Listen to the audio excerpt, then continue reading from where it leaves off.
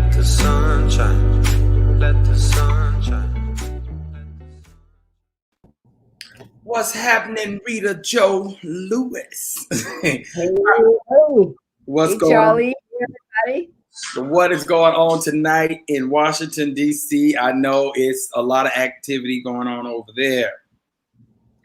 Washington is full speed ahead, is what Washington is. We are in full celebration of being able to say Madam VP Kamala Harris, Black female. That's Okay? right. I'm telling you, HU. You know. Making that history yesterday.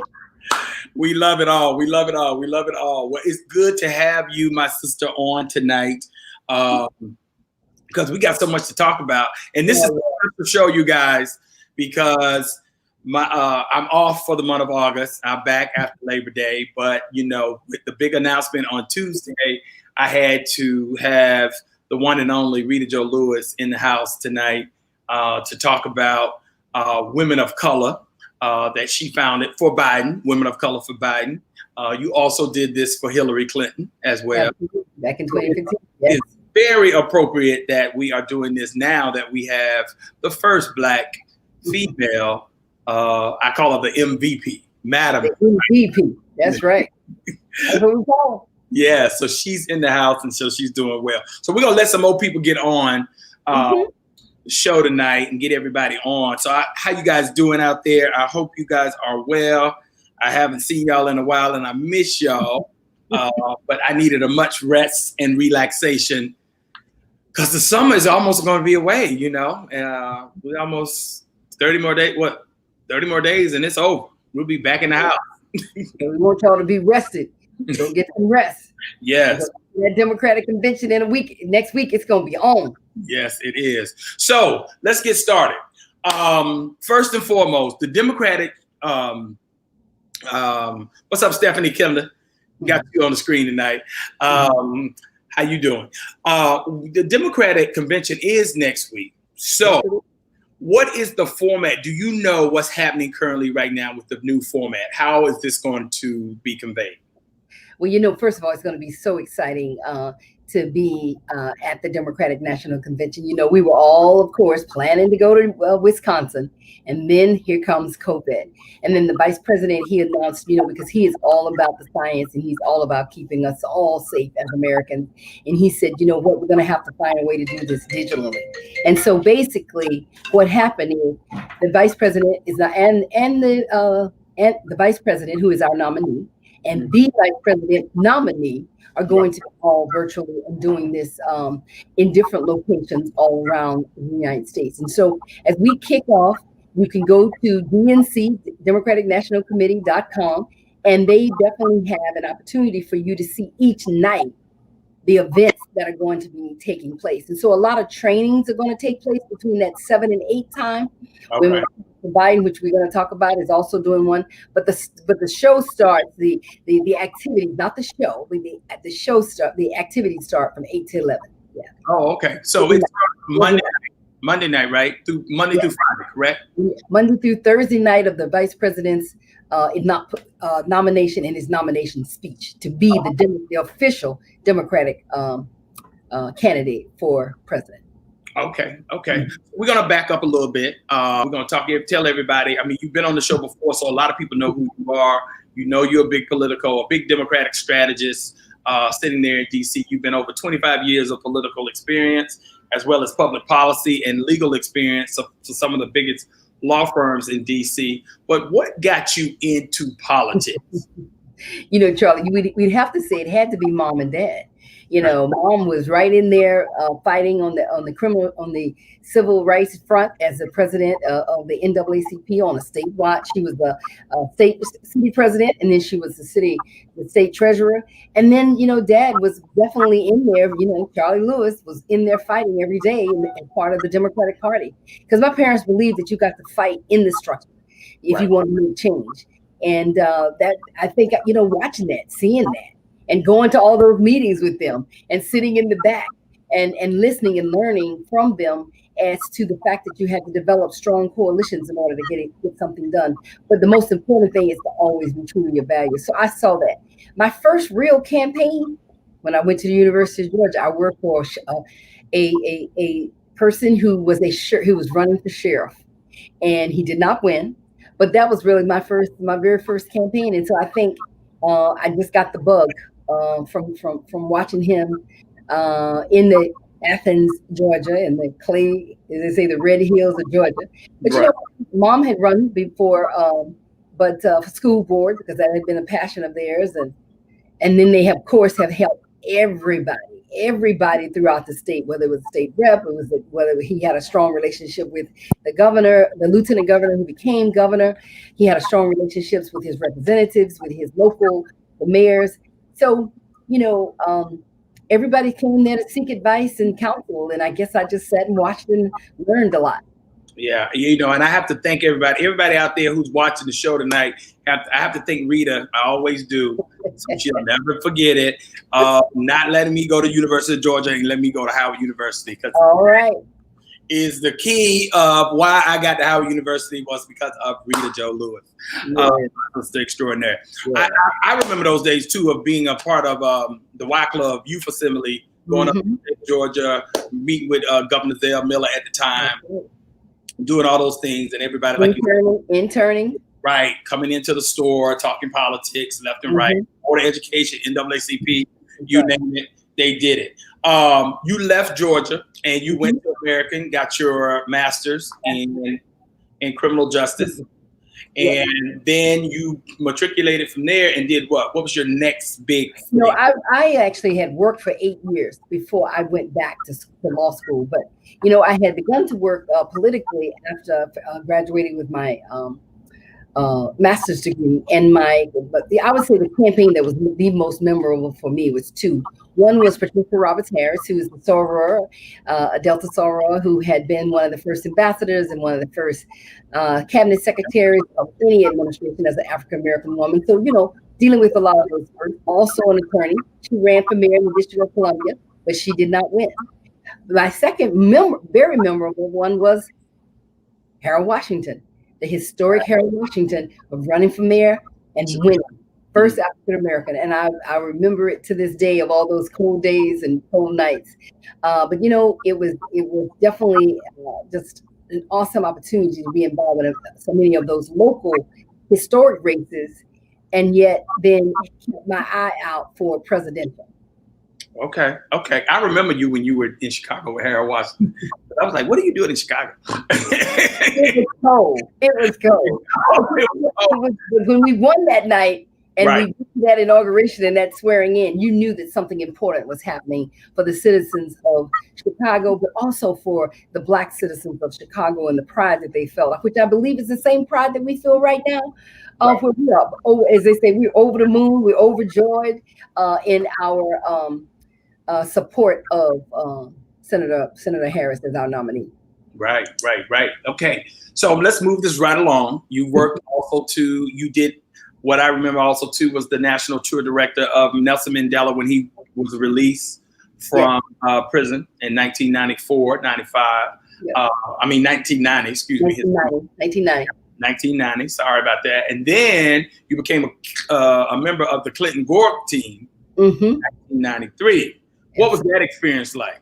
Well, I think all of the experiences that I had, whether it was local politics as well as national politics and then presidential politics, and I'll back up just 1 second. My first presidential campaign, as they say, I'm telling on myself now, was Mondale. And the reason why that is so important is because he put the first woman on the ticket, which was Geraldine Ferraro. And I'll just never forget that experience of being his national tour director at that time, traveling with him when he was making that major decision and when he was bringing Geraldine Ferraro as a congresswoman into the fold and then coming out and making that big announcement. We were all up in Minnesota when all of this was happening, and they were all sequestered in those private meetings. But, we were there as part of his traveling team. So you got a chance to see a lot of things firsthand. So I build on that experience. And that's one of the reasons why throughout my working at scheduling and dance and politics and being political, got the opportunity to work not only with the Mandelas, but also with the Clintons. Both of those experiences are life-changing, just totally life-changing. In that experience, I would say firsthand to be able to travel with an icon around the world, around the United States, where everybody from Michael Jackson and Diana Ross to the man and woman on the street to the kid on the corner of the block, traveling from city to city, first stopping in New York City, as we would travel throughout the country for the Mandelas in the African, for the ANC, to be able to say thank you to America for what the support they had in the fight against apartheid. And so to be able to, I'm sitting on my couch one day and I get a phone call the next from, Roger. I'm sitting on my couch and I'm watching Mandela come out of prison. And, we're all crying and we're in just celebration. And we understand the magnitude of what that meant for a man to have come out of prison and the way he did and be able to take on the world as a leader. But then a few short weeks, months, you find yourself being asked to lead that delegation all across the United States. I mean, what a humbling experience that was. I think what I saw was someone who had suffered, but he didn't really, because he did in physical, because of being, sequestered and locked away in prison. But, someone who was just mentally sharp, but also and smart, but also someone so kind. Those are the kinds of things that I learned from people like him. He was also a lawyer. And then you say, what did you learn from the Clinton campaign experience? Traveling the country again, having an opportunity to work for then Governor Clinton and the first lady of Arkansas, and getting to understand who they were, and then moving from that race into the White House. We took a momentary stop in Little Rock as the campaign was, and the president-elect was planning the transition into hiring his cabinet, also selecting his vice president. Right. So, when you get that up close and personal, you get to see a lot, you get to learn a lot, but you understand that you are a witness to history. And in that witness to history comes a discipline for you. Hillary Clinton is a lawyer. Bill Clinton is a lawyer. Mandela is a lawyer. Pat Harris is a lawyer. I mean, I have worked for some awesome lawyers. And then we move forward. And now we got the lawyer who has broken the glass ceiling. And it's just a wonderful feeling. All right. Well, when you got the news that Kamala was going to be the VP, and when you thought about all the other candidates that were out there, what did it make? How did you feel about that news on Tuesday? Well, I tell people, we're women of color for Biden.com. Okay, that's where we are. And for someone from a political perspective, I knew a lot of those candidates, and I supported that awesome group of qualified women who were representing themselves to the country and to the vice president in a manner that was just so eloquent and in a manner that America came to know who they were. And when you really look at everyone from Congress to Senate to governor to state rep to, women who were mayors, I mean, to be able to see that rainbow of opportunity, that's really what it was. It was a rainbow of opportunity. But then, you start to identify with, you start to identify with people. And I tell everybody, what, you can't be Charlie Lewis's brother, Mr. HU, and not just be all into the HU. But I had actually met the senator when she was running to be DA. Right. She came to Washington. She did some fundraisers. I was in a law firm. Of course, they look for lawyers to support them. So having watched her career and how it has grown over the years, to the point from DA to the AG, a woman who has managed a $700+ million budget, a woman who has managed over almost 5,000 employees, who has taken on the fight to protect the little guy. it has just been an awesome scene to watch the senator. And now you see her run for president, and you saw that date in Oakland. You knew something special was happening.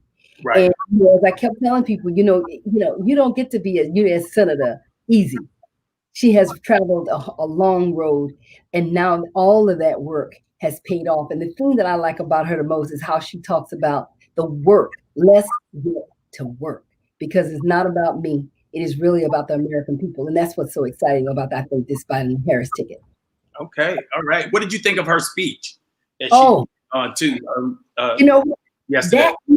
When I first heard the news, I think I had to just sit down, even though I think I said this morning, and I did.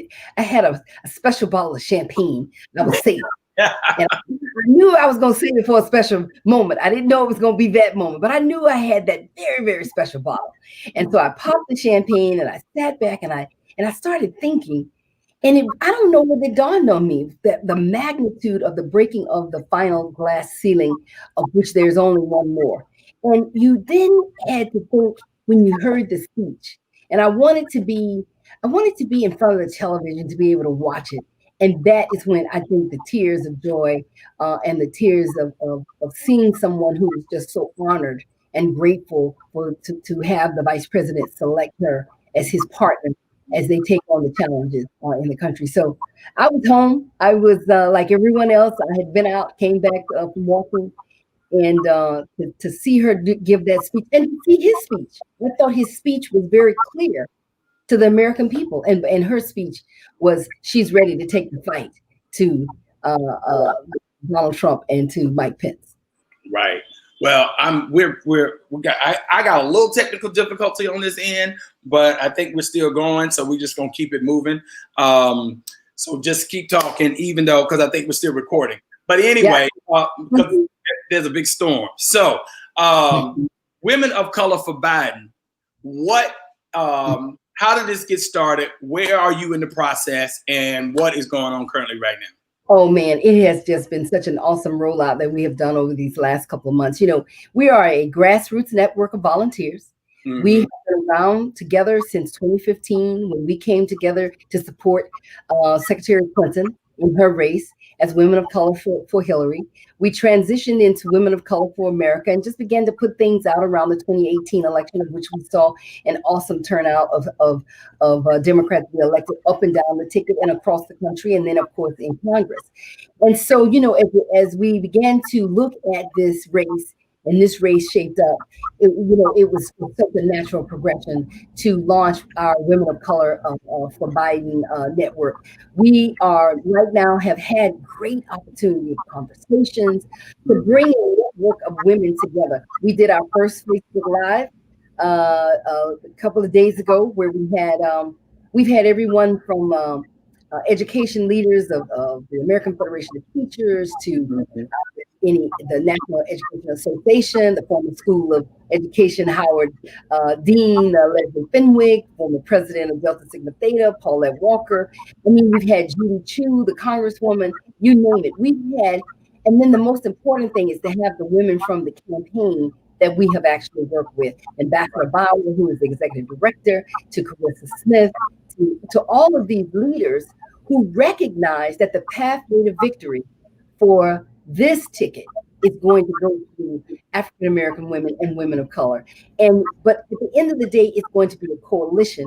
And so we've been out trying to educate, be a resource for them, be a network to help them come together, to be understanding how to do trainings.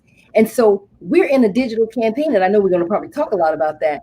And so we want to be a resource to help them galvanize, to work within the priority and the battleground states on all of the things, the new things that is going to have to happen, from phone banking to, we're going to have to go back to old school politics. It's called the telephone. Right. The telephone, the postcard, the meeting safely, social distancing, but just really, looking at how we all use our influence, something we talked about this morning. Okay. So there are two things that's, like you said, and I want to touch upon that. One, we're in a digital world today, and we're going to have to use digital world. I mean, we're going to have to, but we also have to go back. Mm-hmm. And so we have a president currently right now. He's been he has not shied away. He's not tried to be overt. about slowing down the mail and doing mail-in balance. Oh, he said that he was going to defund the post office. Yeah, he said he wanted to get rid of it. He said basically they're starting to take out machines in the post office, the whole 9 yards. So do you guys have a counterattack as far as what are you guys telling people when it comes down to early voting? Is there a process in place? Are you letting people know? What can people expect from the women of Biden? What they can expect from Women of Color from Biden is really to be a network that is really tracking what's going on in the states and also what's going on nationally, because, the action is going to be in those states. And what we're saying to people is knowledge is power. And in that knowledge, within your own city, within your own state, you can always find out what's going on. Basically by, looking at, if you're in, Pennsylvania, it's kind of pennsylvania.gov. You can go to the major website of the governor or the mayor of the county of which you're in, and you can find out the rules. But it's mostly important to look at what's happening, say, in your state. What's happening in your state from the Secretary of State's office that is normally elected in most of our states. It's where all the information flows. So we've got to find out the information.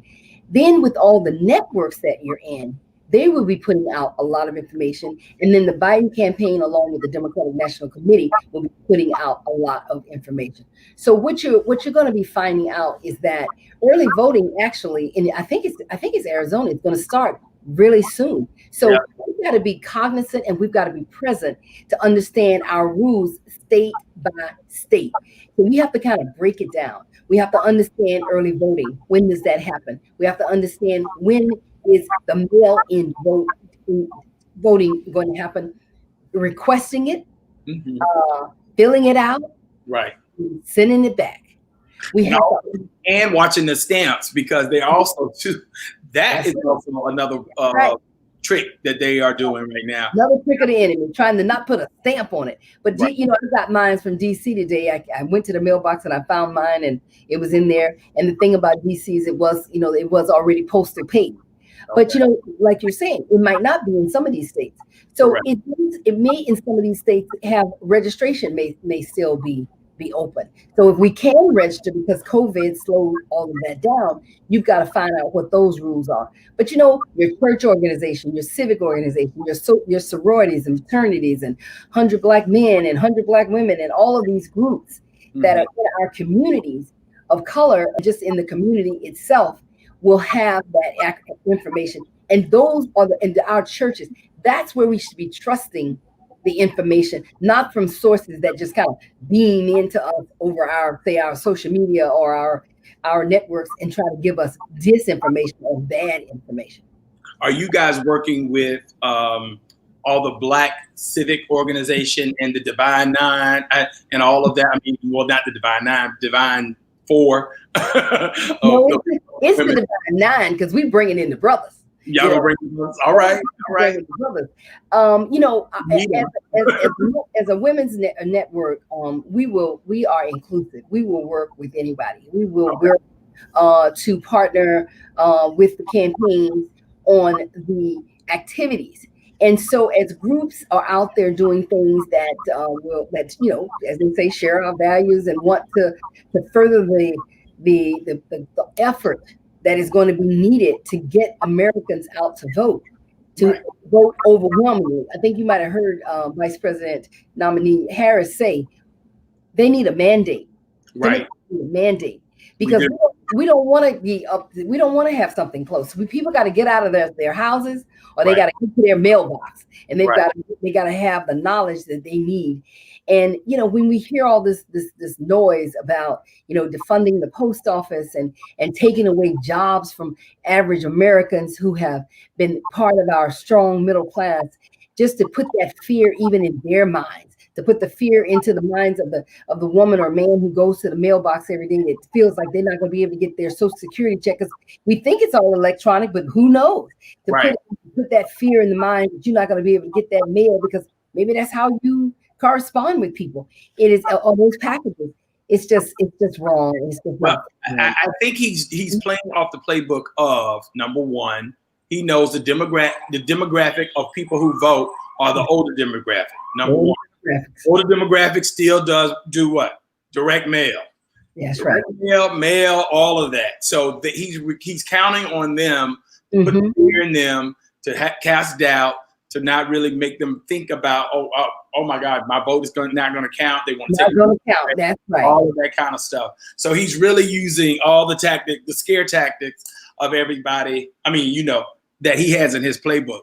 What do you think currently right now of the latest comment that he made yesterday regarding low-income housing in suburbia and how suburban women, because he, like you said, you're the women of color for Biden, and he's speaking to all of those individuals in suburbia, because nobody uses the term suburbia.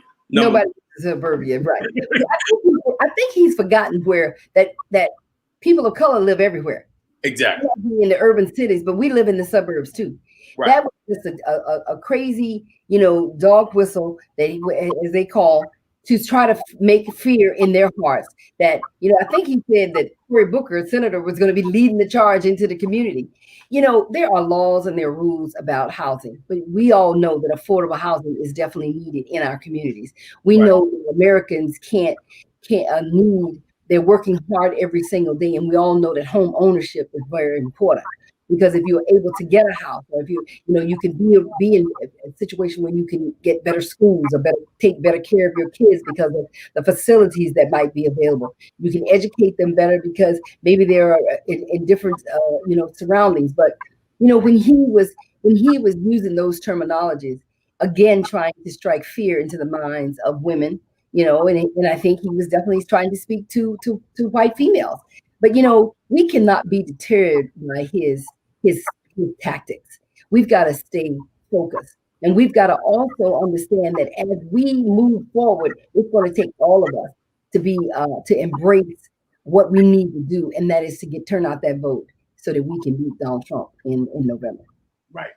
So in the virtual world and what you guys are doing virtually, because it is a digital world now, and what we're going to have to do because of social distancing and all of that, has the campaign come to you and said, hey, this is what we're looking to do differently this year? Where are they in that communication to getting the vote out for the citizens? Well, that's a very interesting question, Charlie. We had Erin Wilson, who is the national political director, on with us last night. And one of the things that Erin said to our group and our network, and she talks to groups all over the country, is that one, they have hired all of the state teams that'll be working in coordination with the Democratic National Committee to turn out this vote and to target it and to make sure that we go after and capture those individuals who are sitting in their homes to be educated as to what is going to need to be done. The campaign is going to be doing a significant amount of training that she told us last night. So people can go to joebiden.com to find out. They can put in, information, skip through the pages if you want to just, without making, you want to get right to the heart of the matter. It's right there on those pages about how you can volunteer. It's right there on those pages about how you can be involved, about phone banking. And then our organization, as a network, as a volunteer network, we put out on social media. So I think you might have had it going through the screen. It's Twitter and Facebook and Instagram. We're Women of Color, WOC for Biden on Twitter and Facebook. And we are constantly putting out the call to action about how to volunteer, about how to participate in the trainings that is going to need to be done by the campaign and the committee. And then in your own communities, right there in your own community, in your city, in your state, in your county, there are going to be numerous ways that elected officials themselves will be having Democratic organizations. All you have to do is, as they say, either look it up. And if you can't look it up, I'd say call somebody. Call that niece, that nephew, that friend, that neighbor who can provide you with the information on where you need to go in order to get the information you need to either be involved actively and, as well as to vote come November. Well, one thing is interesting this year. What do you think? What do you think personally? Because usually we're in the barber shop, we're in the beauty salon, we talk about this, we talk about that, but we're not doing that this time. I know. So I guess social media, Facebook is the dialogue. What I have noticed is that there are a lot of special Facebook pages popping up. That's right. Friends of Kamala popping up, friends That's of Biden, and all of that kind of stuff. So people are taking the conversation that they normally would have had and putting it online and trying to separate themselves from the lies and the distortions and all the stuff and the bots of what people have been, separating themselves so they can actually have a conversation with real people. The trusted sources. I think you just named them all. Is that you need to trust the source of where you're getting your information from. And most of us get our information from family, friends, and colleagues. Mm-hmm. And that's the trusted sources. Our church, like I said, our sorority, our civic institutions, even within our own condo or apartment buildings or housing communities, people will be putting out information because folks are activated. They are ready to vote. And so this new digital world that Aaron told us about is really what we're living in. And we don't know how long this is going to last. It could probably last all the way up to election day. Right. I mean, this was the first time yesterday you saw a presidential candidate, the nominee of a party, do his announcement of his vice president nominee virtually. We're going to have, in the first time in the history of the Democratic Party, we're going to have a convention virtually. I was fortunate that the Biden campaign, the vice president asked me to be on the rules committee for him to participate in the making of all the rules that go involved with the Democratic convention. And it was 100% a great feeling, but it was serious participation that we had as we were coming to listen to the pro and the con and the for and against, and the coming together to vote on all of the different amendments and to approve the rules of the Democratic Convention. And it was powerful to be able to just kind of go through the screen, and you saw so many of your friends that you really would see in person, not the same, but you can get to chat with people. So many of us were emailing each other, or we were chatting in the chat room, or we were calling each other afterwards, and we were saying, hey, y'all, here's the deal. We're involved. What do you need? How can I help you? And I think one of the biggest questions to ask is the same thing: is how can I help you? We need to be safe. People don't know, so we cannot take it for granted that they do. Right. We don't know what the deadlines are. We need to be asking people and telling people. They don't know that maybe they can vote by mail. They don't know that that early voting has happened. So we've all got to be inquisitive, and we've all got to be, I think, very aggressive about this thing. Right. So I'm going to ask you the real tough question, or the elephant in the room question is, what's Black women seem to, we had a race. We had 27 nominees in the primary. We're down to 2. These 2, basically, they're in it now. And Black women tend to convalesce around,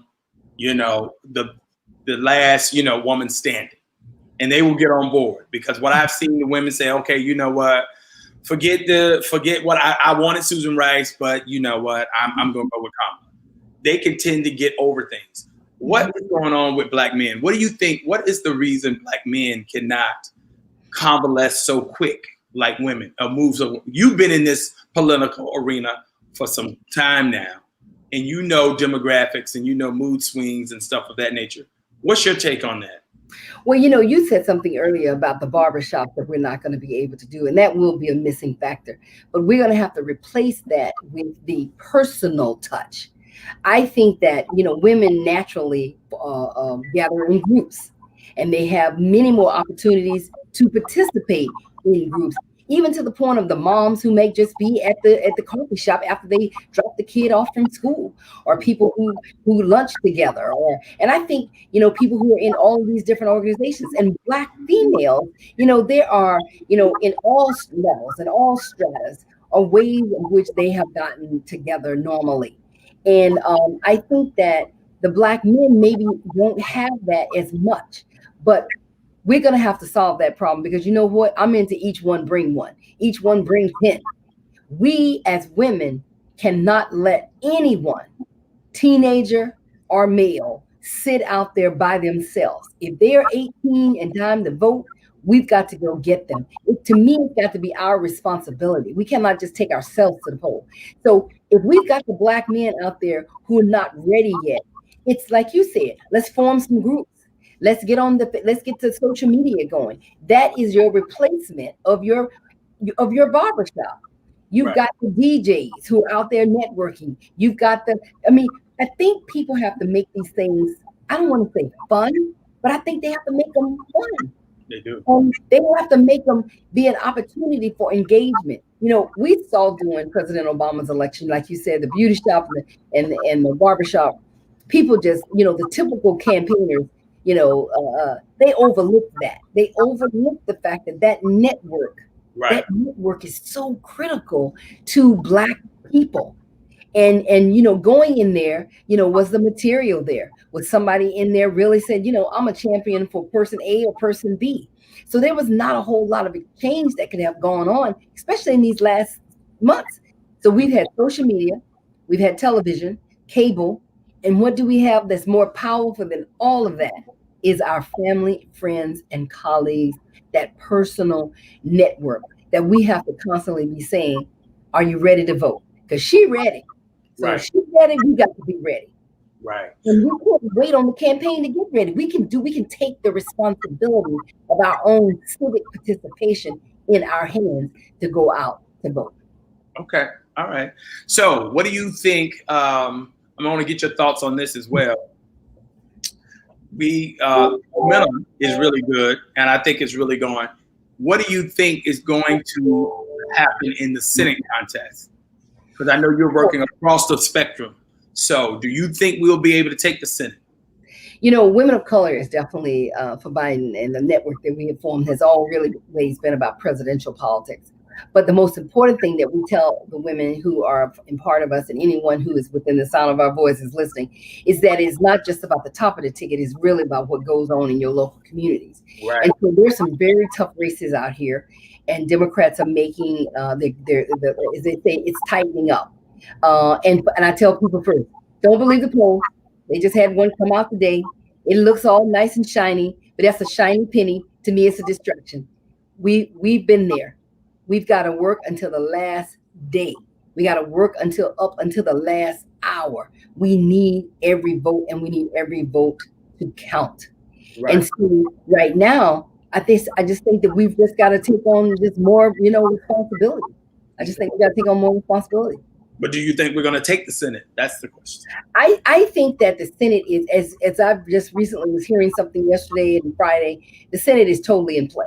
Okay. The Senate is totally in play. We want to make sure the Democrats keep the House of Representatives, and then the Democrats are playing in a lot of different states, and that's why they have moved some of the battleground states, or what we call the priority states, to expansion states, because there have been some more competitive individuals that have come on and are really have been moving the money, making the case, taking the fight to their opponent, and we're seeing those races tighten up.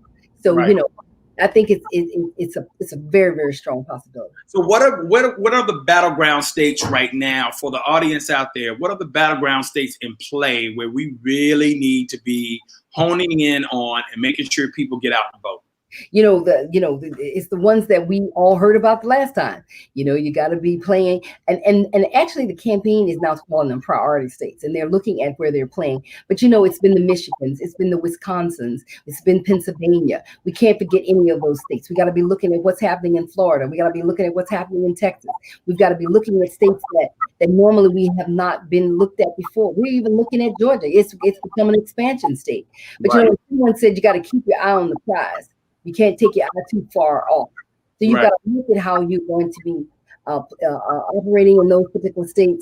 And the different networks, they're saying you don't have to say, oh, my state's not important. Every state is important, because you don't want to win with the popular vote. You also got to win the electoral college. Right. And in so doing, we've got to be playing in those places. So they're asking people whether you're from there or do you have some connection to there.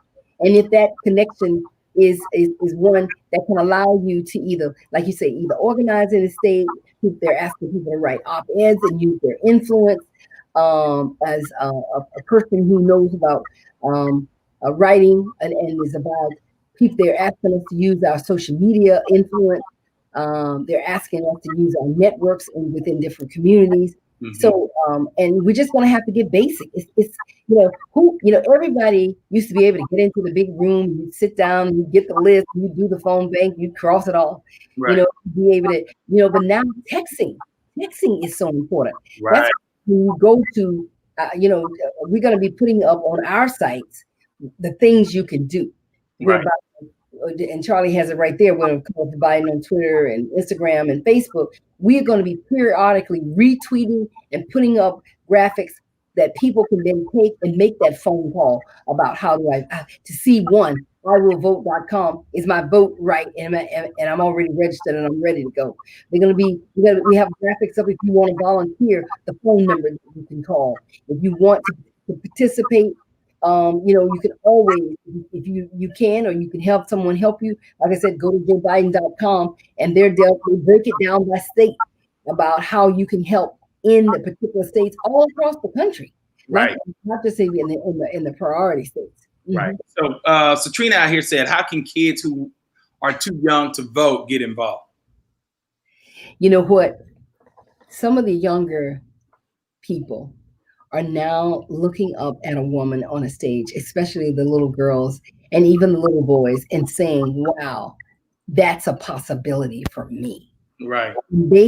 I say they can help to keep their parents and their family and friends focused. And it's amazing how, depending on how young they are, they know more about social media. They can help you set up, the younger people can help you set up your social media account. They can help you set up your own circle of They can help you set up the opportunity to people was telling me, oh, we've been having happy hours. I always say at the beginning of the happy hour, are you asking people, are we ready? And now with Kamala, are we really ready? Because like I said, she ready, we ready. That's one of our hashtags on Women of Color. And so at the happy hour that you're forming with your friends, like I got one tomorrow, before we even get started, I'm not going to make an assumption that people know. I think they do. We're going to say, are you ready? Have you voted? Are you ready to vote? Because to me, those are the things that's going to be very, very important. Right. Okay. What do you think about, is there a plan in play to deal with, states that are Republican held, that are ran by the Secretary of State? So like, for instance, North Carolina. Secretary of State is Republican. That's a priority state. That's a priority state. Are y'all paying close attention to states like that where you think there could be voter suppression and also voter fraud? Let me tell you, all across this country, what I have seen, and we have been asking for, they just committed to all of us, is that they have voter suppression efforts that they're going to be seeking volunteers for. It's at the Democratic National Committee, the Democratic Senate Committee, the Congressional Campaign, and the Biden campaign are doing it in a coordinated fashion. And they are seeking volunteers to be the ones who we will get that training. Many people have done this before, but they'll get that training, and there will be the watchdog basically on election day and the days leading up to election day, because a lot of organizations are filing lawsuits about efforts that states have been putting into play, whether it's secretaries of states or states that have been trying to purge the voter roll. Right. States that have been changing voter locations. States that have been changing the hours of where the time, states that have been just, closing the polls. Closing the polls. I mean, closing the voter, the location. Yeah. And so it's the Democrats and Joe Biden and now, with the woman as she said, she's going to prosecute that case. I think that there's going to be an even heightened sense of focus on that. But Democrats have really been focused on that since Al Gore. Right. So you can't take your eye off the prize. That whole voting is critical. Question here from Morgan. What are your thoughts about pushing the old narrative of questioning Kamala's proof of birth date and birtherism, all of that stuff again? And they said today, utter untrue. Right. A falsehood. Yeah. No, Kamala, I think they said, was born in 1964 in California to her immigrant parents. She is an American through Right. and through. No, but you know what? They're pushing them. And they want it to stick because they want to put it in the minds that just because, like the people in this country, not African Americans, they came here as immigrants. Right. But even his own wife, that's the funny part. She just got a visa. I mean, her parents, he gave them a visa. So, under the old guidelines of being able to attain a visa and when it meant something. Okay. We need our generation to bring in a younger person into the process. Each one bring one, which I do love. Rolene said that. A lot of people are saying that about the kids and getting the kids in to help with the promotion and help with that. That's another reason why I think a lot of people lost the whole thing about the TikTok thing. TikTok was the one that shamed him when he went to Tulsa. And he thought he had a bigger turnout than what he actually did, and he didn't. And so he went after them and basically saying, using the disguise of saying that it's China, as he usually say, is infringing upon our right and doing sneak tactics of trying to find out information. And that's why we should get rid of TikTok, because he knew that the younger kids is the way into the future. So are you guys working with any younger organization to get out the vote? I think Vice President Biden launched a young effort that was aimed at those first-time voters or those voters in that age group that needs the attention to continue to discuss with them civic education. And when you look at, I think it was the analytics website of 538 that comes out and identifies, states, whether it's Colorado or Iowa or New Hampshire or Nevada or Ohio, Virginia, Wisconsin, all these swing states and priority states, that you just have a high density of young people because you have a lot of colleges in those communities, and you have a lot of young people who are just graduating out of, coming into high school, and who are also then graduating from high school. So yeah, there are efforts, and you have to have them lead that. Right. They have to lead that. But also what's important is that we've noticed on a lot of our convenings is that the mamas and the daughters, because a lot of people went back home to get out of the city, or they went back home to take care of their families. And we saw mothers and daughters on the same screen, that Right. they were listening and they were participating. But we ourselves are trying. We've been working with some colleges. There's a friend of mine out in UC Merck. Mark Harris has a lot of young people that have been volunteering with us. I had a young man that was volunteering with us, a young lady from Colby College, a young man who's at King College, and all the way in England, and an American going to American parents. But we can take. We're always looking for volunteers ourselves, especially for those who want to help us on the social media front. But Right. young people are organizing their own campaigns. They're very motivated and active. Look, we just have to look at what happened in the street. What happened in the street is something that has never been seen before, that this transformative moment is multi-ethnic, multiracial, it's multi-generational. And I think that's the same thing that's happening with our votes right now, or with our voting efforts. We Right. can't, let them go over there and do it to themselves, or they say, oh, well, they're too old, let's just let them go over there and do it themselves, and the men over here and the women over there. But people do like to galvanize around commonality. And Right. young people, they've got their own music they're listening to, the DJs they're listening to, the way that they can create, can be creative. But you know what? I say we ask them for help, and then we allow them to help. And I see that happening in the. Do you think the Black Lives Matter movement is going to translate into votes? And then and then back that up? Well, I mean, the question that after that is, with Kamala's record that is out there, some of it might be somewhat true, but a lot of it is distorted. How do you turn that tide to get them excited and get her motivated? Because she is the future of the Democratic Party.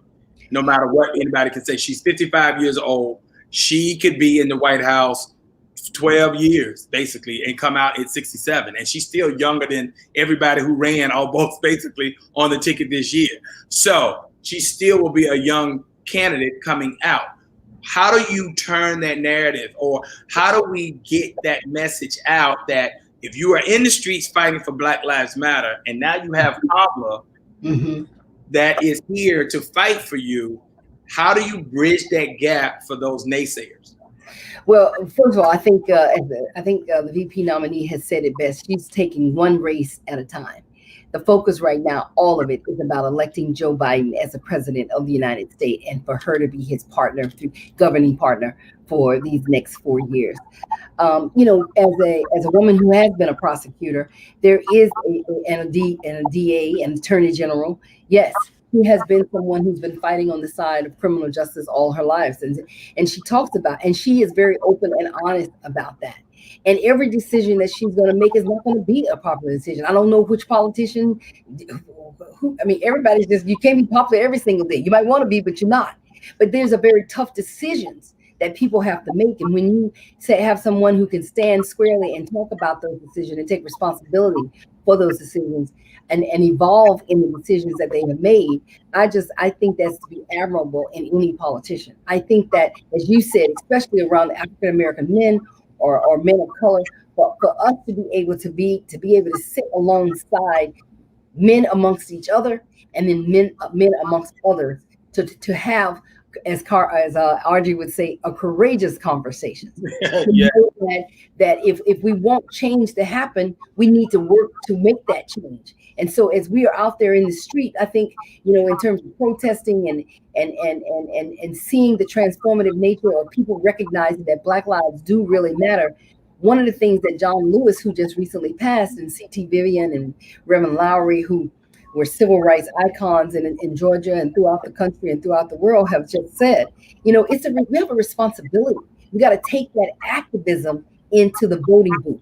That's where the democracy, the land of the, you know, where we have made change, that we fought for that change. We've celebrated on Tuesday the 100th anniversary of the right to vote for women. We celebrated, you know, the Voting Rights Act that needs to be reauthorized, and Vice President Biden has sworn that he's going to fight for that reauthorization.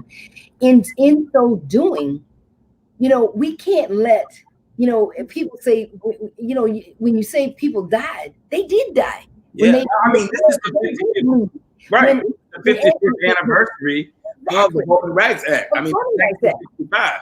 Kamala is 55 years old. So the bottom line is, when you think about it, I mean, it would be so historic for her to get in, for us to win the Senate, and then for us to name that bill the John Lewis. The John Lewis bill. Yeah. I mean, we would be remiss. It would be a tragedy for us to not activate our activism directly into the voting booth to make for change. You know, change embodied in our electoral process, change is embodied in our democracy. And in that democracy, we are voting for our values, and we want people who are the caretakers of that to be individuals that believe in that protecting the little guy, protecting minorities, protecting women, protecting the disabled, protecting LGBT, you know, protecting children is a paramount thing that they are put there to do, no matter whether it's the federal level or the state level, the city or the county level. And I think that is what's going to be driving people to the polls to vote. Okay. All right. Well, I'm going to take a couple of questions here, and then we're going to hand it off because we're at the top of the hour. And let's see who's in the chat box over here. Whitney said yes, because those who judge have mostly never been in her decision-making position. That's right. And what would they have done in her position? That is so key. Plus, a lot of people don't understand exactly what it means to be basically. Kamala Harris ran the second largest Justice Department in the country. Okay, she had a budget of about $750 million. She had about 4,800 people working for her. There were 300,000 cases in a year. There's no way she could try those cases. So there are some things that she was on and some things that she were not on. But you know, it's learning. People have to learn basic civics. Civics 101, when they took it out of schools, it's been, you know, and we as Black people, Mm-hmm. in the community. Since we want to hold people accountable for certain things, we really have to do ourselves the service. We do ourselves a disservice of not understanding the basics of how power is. And I always say this, we got it wrong in the 80s. We thought it was about political power. Mm-hmm. It did, and it's about economic power. Economic power. And if anything should have been known, it should have been watching Jesse Jackson and what went through and what happened with Harold Washington, what happened with Andrew Jackson, all the politicians from that era. Yeah, Andrew Young. Andrew Young, Andrew Jackson. In Atlanta, Hartsfield Jackson, Air Force. Andrew Young. Andrew. But you have to take the best practices of what they did.